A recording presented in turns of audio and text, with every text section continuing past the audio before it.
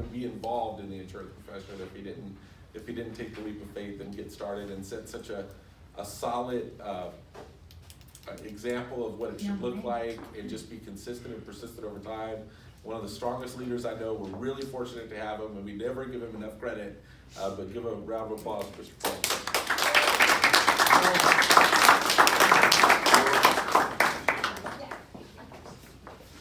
All right, I'm going to sit down because I'm going to get to go through some good stuff with you guys. Anybody earpods? That's fine. Post this on Facebook. You know what'll happen? Yeah. You're going to hire a Laura. That's fine. Oh, we will hire a Laura. I remember the story. Hey, I ran into his office. I'm like, guess what? I hired somebody off of Snapchat because you got me AirPods. I got 2 people. That might be a better recruiting method than investing in ads, just giving you gifts and then you can post them. I really need a kitchen table. That'll hire a big one, I'm assuming. All right, guys, so what I want to cover the last 11 years is some of the stuff that when I reflect back in hindsight, I can say these are some specific things that I learned that led to success, right? You know, I think a lot of times you'll hear somebody say, well, I've heard practice is the best teacher. And I disagree because I've golfed for now about 3 years on and off, like once or twice a month. And I think Jordan would vouch for me in this statement that I'm just as bad now as I was like 2 years ago. I keep practicing the wrong way because I don't have anybody to say, hey fool, you're not focusing on the ball, or you're lifting your hand. Whatever, I don't have that, and I don't know what I don't know because I'm engaged in the activity. And so it's like that whole hindsight's 2020. I want to kind of give you guys some 2020 look at an 11-year backcasting of what I've experienced and see. I believe, you know, where I'm at now, it's due to the trials and the struggles and the setbacks and what have you, but being just a student of the business.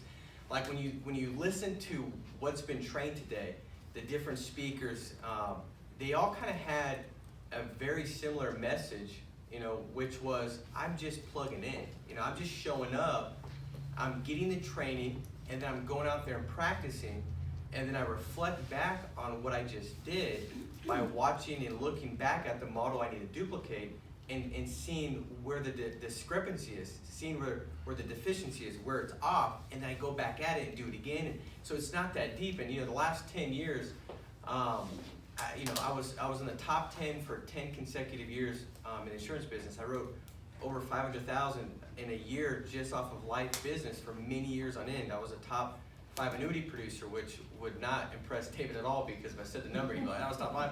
Back in the day when it was good, you know. I was top 3 IUL producer. We do 2.5 million. I don't say none of that to impress you. I say that to impress upon you the fact that all of that is an example of or testament of what I'm going to go through right now, which is the big struggles and the setbacks and the hardships of getting this thing going. So the things that I've learned have led to that, right? And I think nowadays, a lot of times we've got this snapshot or what we call it, like Instagram, Insta story kind of perspective on the way things should be. And we're looking at, you know, like nowadays we look at people's Insta story and we think like, oh, they got it all together. Like my wife was watching this blogger the other night, and like you would think that like their kids never talk back, you know, like she made dinner, the house is perfectly clean, and what you're looking at is just one scene, like the scene of a highlight reel, but that's just a scene of the whole story, right? And so a lot of times we compare what we're going through to what, you know, David does as far as 7 million in submitted business, and we think, oh my gosh, like I don't know if I could do that, or you know, that's crazy, look what he's doing at 7 million. But David's got a lot of story behind it. That's just a scene. The story is all the stuff that he fell through and learned and struggled through to get to a place where he can articulate that. Does that make sense at all? Mm-hmm. All right, so a couple things I want to go through. One of them, I'm going to start here. I kind of talked about it the last time as we wrapped up the meeting. Big thing I learned was being sold by the client, right? It's that whole sell or be sold. And so before I'd go into the client's house and I understood too much, meaning that like I was so sympathetic or empathetic that I bought into what they were selling. And so if the client said, hey, this looks good, we really need it, but we just moved in, we don't know our bills, we're gonna have to look things over. You're our guy, Paul. Like, you are our guy. You are our guy. And I was like, me? Yeah, you. Me? Yeah, okay. We're gonna call you back as soon as we get these bills figured out. Like 30, 60 days, you know we need it. Really important. And see, I would be so empathetic that I would be sold on what they were selling, which was, let's wait for 60 days. And so it wasn't until I realized that if my conviction is so great that I know that it doesn't matter what story they're saying, it doesn't matter what they're saying, that tomorrow he can get in a car accident, not come home, and what his family's gonna go through is life changing. It's devastating. It's horrific. And so no matter what he says, there's no excuse that's gonna trump the benefit of what we're doing. And so how did I fix that? Well, before I got out of my car, I would remind myself of how important what we do is. I do a 1-minute goal setting. I'd visualize everything going exactly how I wanted it to go, and I would remind myself that nobody knows what's going to happen tomorrow. No matter what he says, my job is to be unmovable, unshakable, and convicted in my thought process. And so now I could listen, because obviously the first step of overcoming an objection is to relate to him. But I was able to relate just to meet him where he was and then take him to where I was going to lead him, because my conviction was greater than his. Does that make sense? Mm-hmm. When that changed, my close ratio went through the roof. It wasn't necessarily like I was saying the right things or I got better phraseology or vocabulary. It was simply my conviction was so strong that they could tell that I was leading with my heart, not with my wallet. Does that make sense? That I cared about them and I knew what could happen. And so it wasn't like I was trying to overcome an objection to be sly, to be good, to be a good salesperson. But it was, no, I care enough about you to tell you the truth. And let me go ahead and tell you what that truth is. And so that's when everything changed. So I was able to relate and say to that same client, like, Bob, listen, I understand with all these things taking place, there's a lot of uncertainties. The one certainty I do know, because I sit with clients in your same situation every day, is that your family's your #1 priority.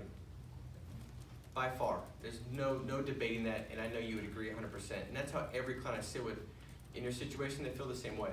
And so being the fact that that's the main certainty we can rest upon, every client in your situation, they make sure that they put this in place first, and then they go ahead and figure everything else around it, because this is one of those unmovable things that they want to make sure that when they go to bed, if they don't come home tomorrow, their family's covered. And I'm sure you would agree about that, right? Yes, I would. And I'd move and I'd start being able to overcome that, because that's the truth. That out of all the uncertainties, I don't know what my electricity bill is, so I gotta wait. I don't know what this is. The certainty is your family's most important. So all that other stuff can just wrap right around it. Does that make sense? Mm-hmm. So making sure that whatever you do, your conviction's greater, right? Now, second thing to cover with that is in the beginning, not having my heart and head both in it.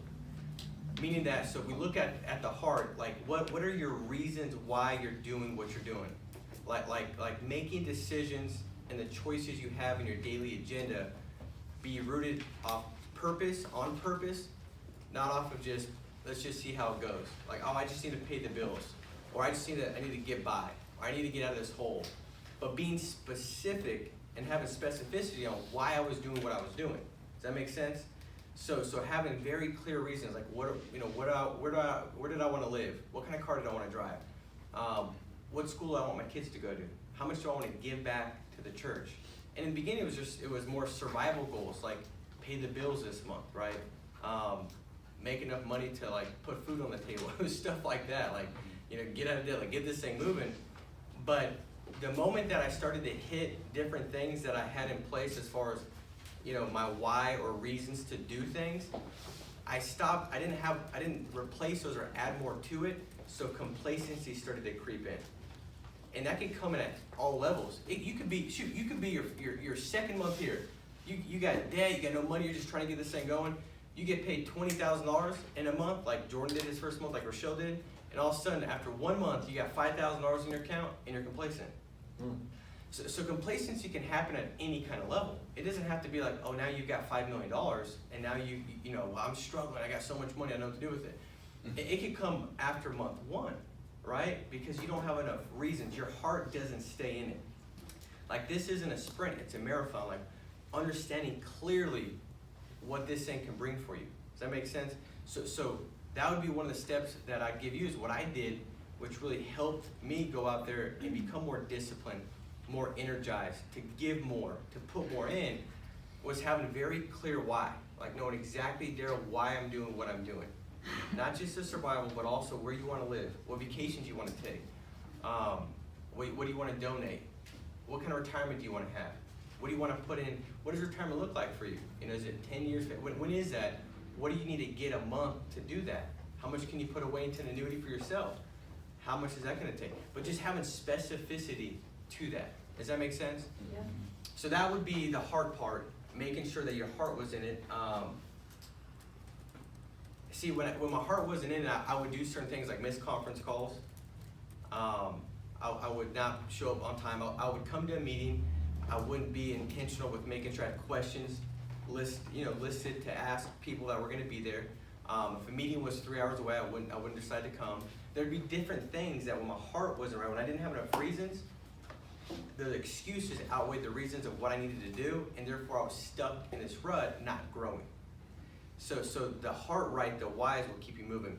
The head part of it is basically your, staying steadfast with the calls, the training, the support, like making sure that you're continuing to feed your thought process, like becoming obsessed, right? Getting obsessed with it. Getting down the thing, on the phone script, getting better with that, learning how to overcome objections, studying it, right? And this is something that you don't do during the day, but I'm telling you, like from 10 o'clock to midnight, when I got started, I was studying, like my in-home. I would record my in-home. I'd listen to my in-home. I would then watch like Matt Smith's in-home, see how he does it. I'd write down the different, I was trying to duplicate that. I was getting my mind right, my head in my mind, and they're both in the same spot, right? Developing that obsession. I'll give you a story that kind of exemplifies that. So I was running appointments in Bakersfield, and so I'd go it's like a 3-hour drive. I'd book like 8 appointments, 9 appointments, and so I had a routine. I'd leave like at 6, 7 a.m., and I'd head out there, and it was like one appointment after the next. When I'm in the car, I'm talking to agents. When I'm not in the car talking to agents, I'm talking to clients. So I'm talking all day long. And a lot of what I'm doing is I'm selling, I'm persuading, I'm influencing, right? And so come like 9 o'clock at night, I'm already like 3 espresso shots in, David, I'm rolling, baby, And so I've already hit my triple shot like at 2, and now it's like 9 o'clock at night, and I had like about 182,000 near-death experiences driving down the 395 on the way back home. And so I decided, like, all right, I gotta make sure I stay alive, because I think my kids would appreciate that, and my wife, even though I got a lot of life insurance. So I decided to add a double shot also at like 9 o'clock, because why not? Why not go 5, I just committed above average lifestyle, And so I take 2 shots of espresso. I'm driving back home, and it's like 10 o'clock at night. My wife FaceTimes me. And I know I'm feeling a little off, kind of a little funky, but I wasn't too sure, because I was feeling good because I was awake and alert. And usually about this time, I'm like hitting the side, I'm seeing pterodactyls, I'm like looking up, like, what the heck, I swear I've seen animals like cross the road. I'm driving in 58 freeway, it's got not a median, it's like a half mile between one side and the other. And I would think that the other side was on my side, so I'm just like typically delusional. So I'm seeing pretty clearly tonight, and I'm like, this is good. So I FaceTime my wife, and she's looking at me funny. I'm like, what's wrong with you? She's like, are you okay? And so I don't know why you got to see yourself when you go on FaceTime. Like, they should just block your video. Yeah. So I catch the little box of myself, and I look like a heroin addict. Like, I'm like my eyes are all big. I keep biting my lip. Every once in a while, my head's itching. Like, she's like, what's wrong with you? She's like, are you okay? I'm like, I don't know. I think I am okay, but I look like a crackhead. So now I'm kind of crashing. I pull into the Circle K, which is right there, like about, I don't know, maybe 10 miles from my house. on 395 and Air Expressway Road. And so I pull in, and it's like 12 o'clock now, midnight. I get out of my car, and I'm feeling good. Like, you know, I made it to the, you know, my checkpoint. I'm gonna get another cup of coffee, you know, because I got 10 miles left, and I'm feeling a little off. So I park, and I'm walking into the Circle K, and I'm getting these looks. Like, have you ever had somebody look at you like they're judging you? You know? And I'm like, now the problem is, it's not that bad if you know, depending on who's judging you, but when it's people in Adelanto judging you at midnight, and they're buying like an 18-pack of natural ice, and they're judging you, that's a different kind of judgment, you know what I mean? Like, you know, that'd be like a leper judging you in you know, biblical time. So I walk in, I'm like, what the heck are they looking at, you know? So I walk back out, like, you know, fired up, and I realized that I literally parked like a half mile away from the parking block. Like, I'm in the middle, and I didn't even know, you know, because I was apparently halfway sleeping when I walked in. So I walk back to my car, I get in, I'm like, God, I'm a wreck, I didn't even know that, you know, I was there. So I drive back home, I get in the door, and I'm like sitting there trying to sleep, you know, it's like 12:30, I'm a child, so I'm like trying to wake my wife up because I don't want to be alone, you know, I want her to hang out with me because I'm awake, why should you not be awake too, you know? And selflessly I was trying to wake her. And so I finally like fall asleep at like 1, I wake up at like 3:30, you know, I go to the bathroom, and I swear, like, I peed straight espresso because I woke up like I just brewed coffee, so then I couldn't go back to sleep, you know? And so I say all that to say this, that's how you know your heart's in it. That's when you go all in. And see, I had, like, every week I had a day like that for, like, 8 years. You say, that's crazy. Well, I mean, like, it's led to a 7-figure income by doing that over and over and over again. Does that make sense? Like it's, like, did it suck? Yeah. Like, I didn't like winging myself off of like 10 shots of espresso, but it got me home. Does that make sense? Like, I was all in. I'm all in. Like, my heart was there and my head was there because I had enough reasons of why I was doing what I was doing. Does that make sense? Yeah. This place right here, man. This place is incredible. I was thinking about that. I was like, I would do anything to have an office like this. Which is, I mean, the cool thing is, like, they're popping up all over the place. You know what I mean? So more people are doing that. Like, you look at, you know, it's like, and this is the other thing. Like, you know, I was talking to Andrew this morning, and he's opening up his office this week, and I mean, the dude's unbelievable. I mean, he's purchasing it. It's like a $1.1 million office, and you know, so agents will go there, and they'll just be like, you know, wow, look at the office. It's great. It's got stamped concrete, man. It's dialed in. It's beautiful. And see, what they won't see though is the nights that Andrew had just like that. They don't see that, right?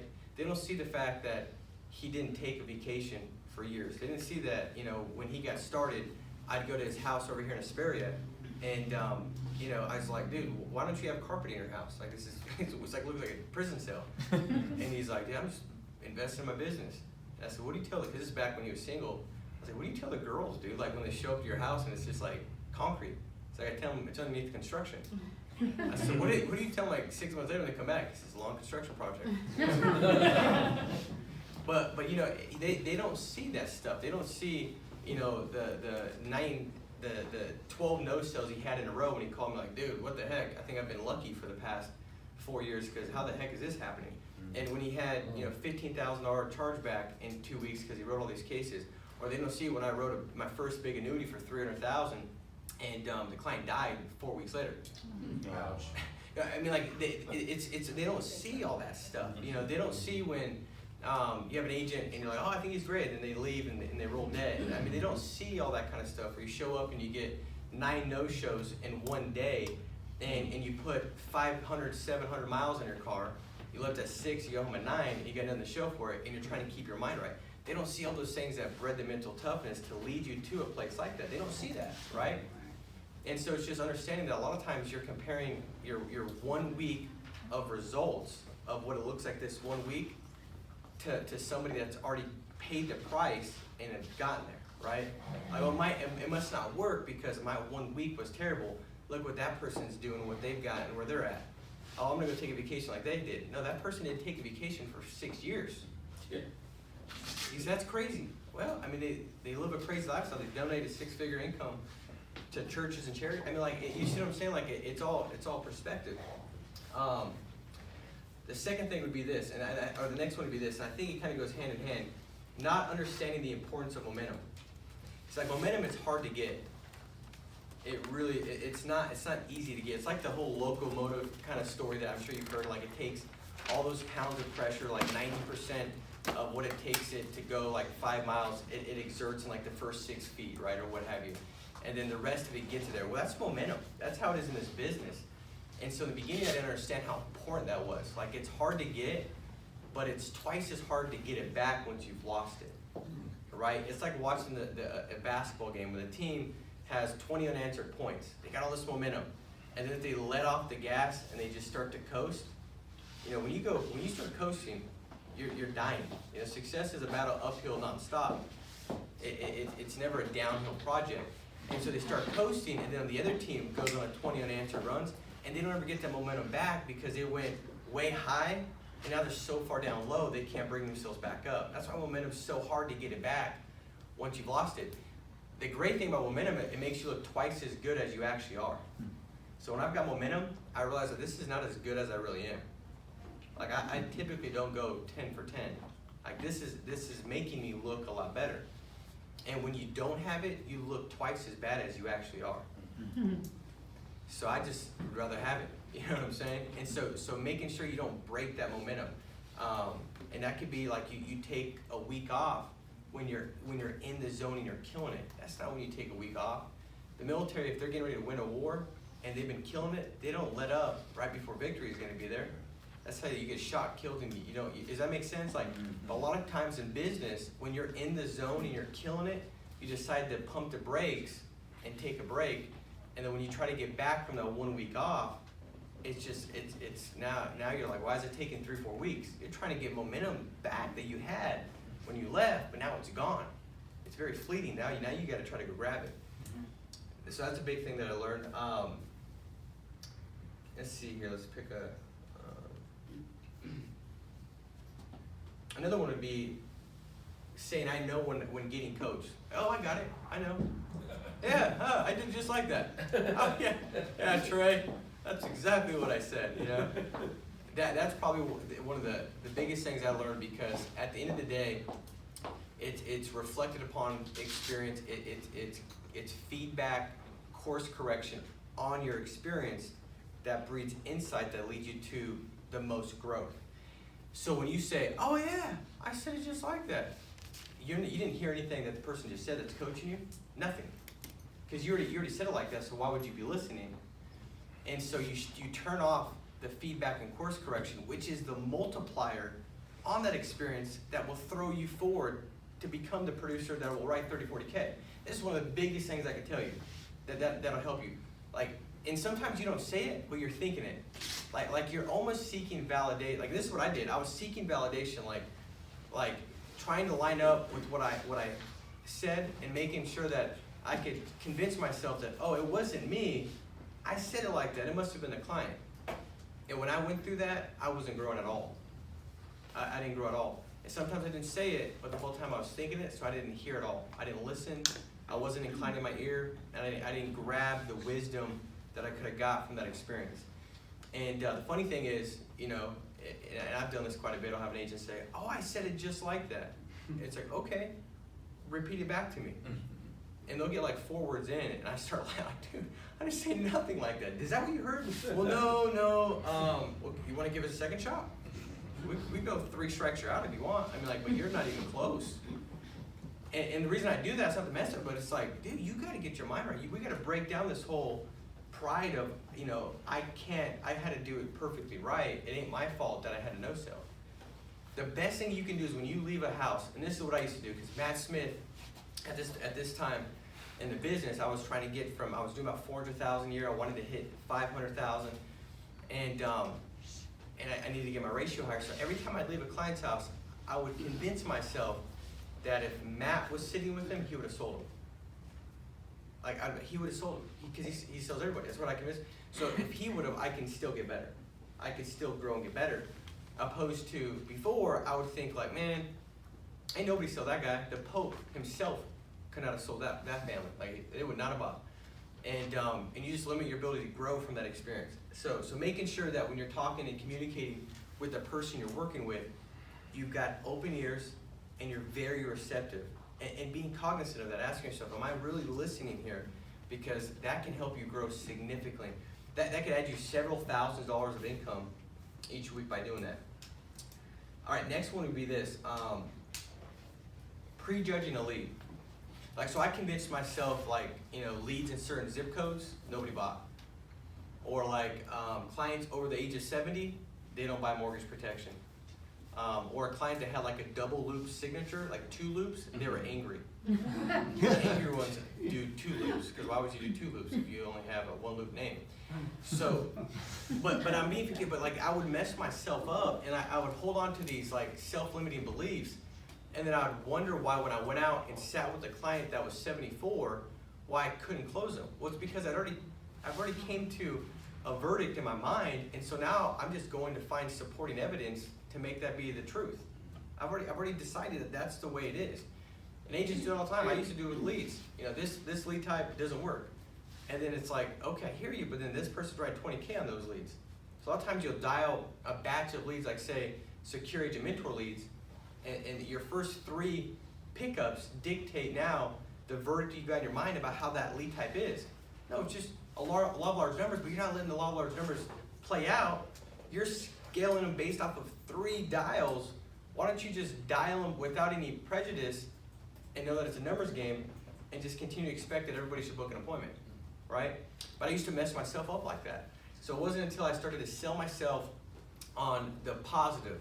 I would sell myself on whatever I wanted to have happen, whatever success was. If that was booking an appointment, if it was helping the 74-year-old in the client's house, I would sell myself on how they needed it even more.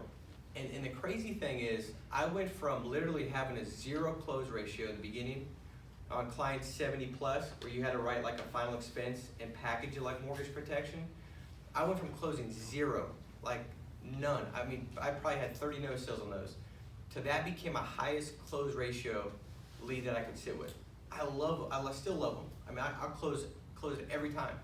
And all it started though with my belief of that, no, they need it more than anybody else.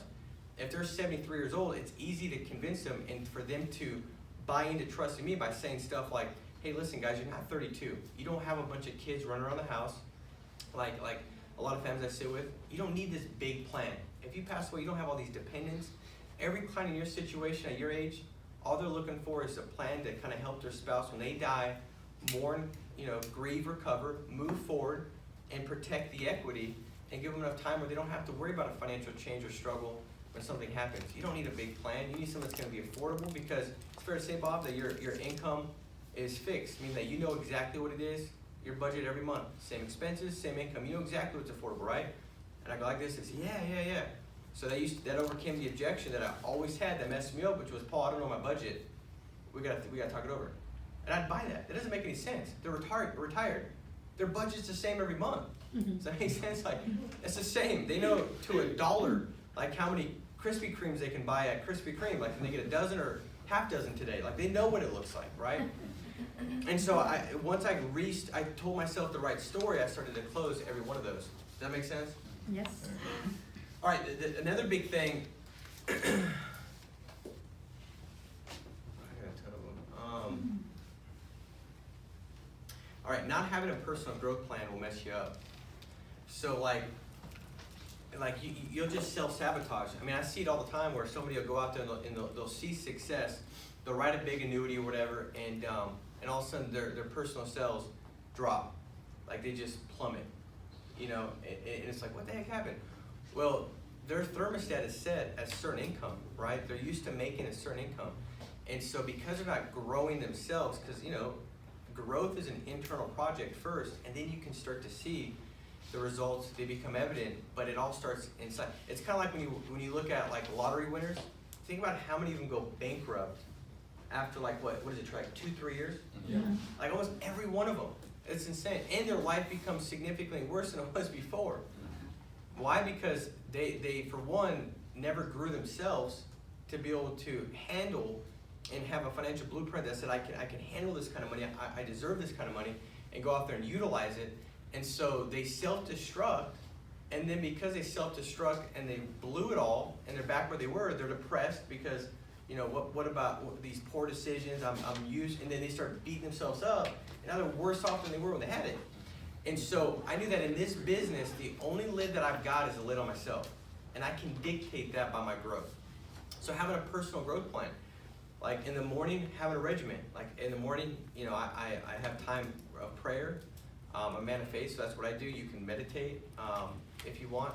I just feel like meditation's like a protein shake. Prayer would be like a steroid if you're a bodybuilder like David's boys. So I do affirmations. I go through visualization. I read, so I grow. I have a book that I read. And I'm not perfect, I don't do it every day, but I do have a rhythm to grow myself. I spend probably $50,000 a year in personal growth, whether that's going to John Maxwell Exchange, that's like 17 grand each year, going to Dave Anderson like I did a couple weeks back, because if I can't continue to grow myself, I can't grow the people I'm working with. And the leader that stops growing, you need to find a different leader. And so I know that I need to continue to grow and develop myself so I can be able to help grow and develop others. Does that make sense? And your thermostat does work. It's a real thing. You'll mess yourself up if you're not growing. You've got to be a different person. You've got to think different, have different beliefs, a different thought process at 200,000 than you do at 50,000.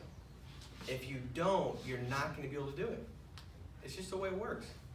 You can't. You'll go right back to where you were. So you've got to grow. You got to get around different thinkers. Next thing is I learned, don't get around broke people and hang around broke people, because that will be what you are. You're going to emulate what you're around, right? And so I used to practice this false position early on. I would be like, I'm going to grow, I'm developing my thought process, I'm reading, getting around good people, and then the moment I got around people that knew old Paul or who I was, I would feel like I needed to behave like how they knew me. So it was like a false position.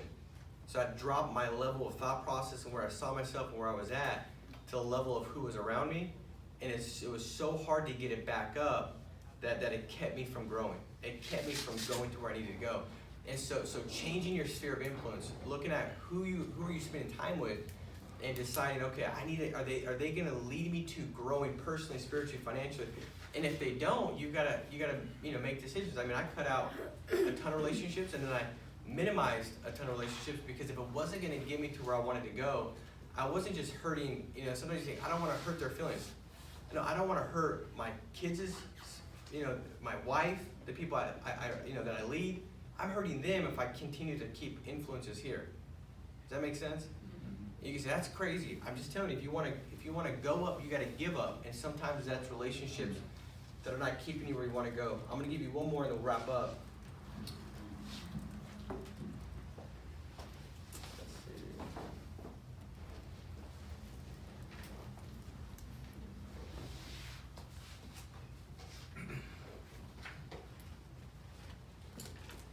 I would say this is probably, we're talking failures over 10 years. I could write a book on this. I would say not asking good questions when seated in front of someone who's great at what you want to be great at. When I'm doing that, I'm more engaged in the zone. Even so when I come to a meeting, before I would just show up because I thought I needed to be there because somebody said I should be there. It was almost like I was checking it off. And when I was in that season, I didn't see a lot from the meetings and the calls and stuff like that. But when I came to a meeting and I was intentional about it, where I said, okay, who's going to be there?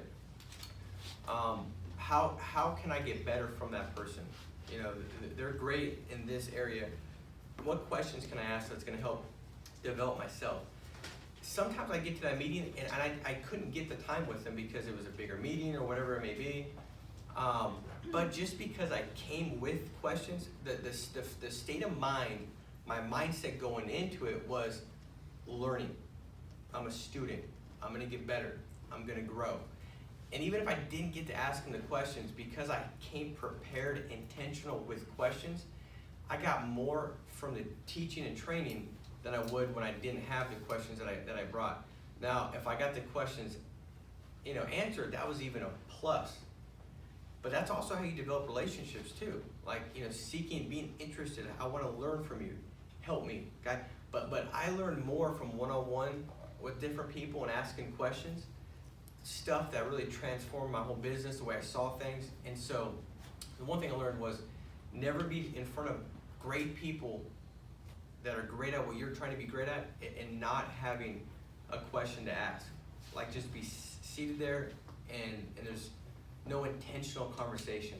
Maybe they're talking about something, maybe you're talking about something, but there's no intentionality behind it. Saying, I'm going to learn and grow in this area. I want to ask some good questions. And I still do that no matter, you know, what environment I'm in. I try to make sure I'm intentional, having questions prepared, so when I'm in front of that person, I can ask those questions to get the most from it. So I hope this stuff helps, guys.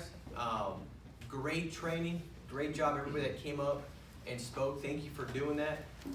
Really, I would just encourage you guys as you leave. For one, you can dial here all the way up until 9 o'clock tonight, 10 o'clock. We got a key from Luck Box, so I would stay and dial the phones, book appointments. And the way I look at it, like self-denial, guys, is another thing I learned is more gratifying than that temporary pleasure. Like when I felt like, man, I want to leave, I don't want to dial, it's 5 o'clock, and I would convince myself, like, I want to go home, I want to hang out with the kids, I want to spend time with my wife, and I would go do that. After I got done at 10 o'clock and I laid in bed, I wish I didn't do it. Not because I didn't enjoy that, but because I didn't earn the right to be there at that point in time. And if I ever wanted to get here, I had to give up stuff here. And so if the times where I would deny myself leaving at 5, and I would, oh, I don't want to do it, and I'd dial until 9 o'clock, when I was laying in bed at 10 o'clock, I felt like a boss. I felt great. Self-denial produces satisfaction. In today's world, it's everything that you see is telling you the exact opposite of that. It's how can I get pleasure now? Instant gratification, instant gratification, instant gratification. I can look something up right now on my phone and get it right away. Everything is instant, but if you want to be great at anything, you've got to delay everything and practice delayed gratification by self-denial now. So love to have you dial and practice that. Just, hey, if I'm wrong tonight when you get in bed at 10, be like, you're so wrong. I just popped a Xanax, I'm depressed, wasted a whole 4 hours that I could have been doing. I can't, you know, I got shakes. Just let me know and I'll apologize to you. So thank you guys. See ya.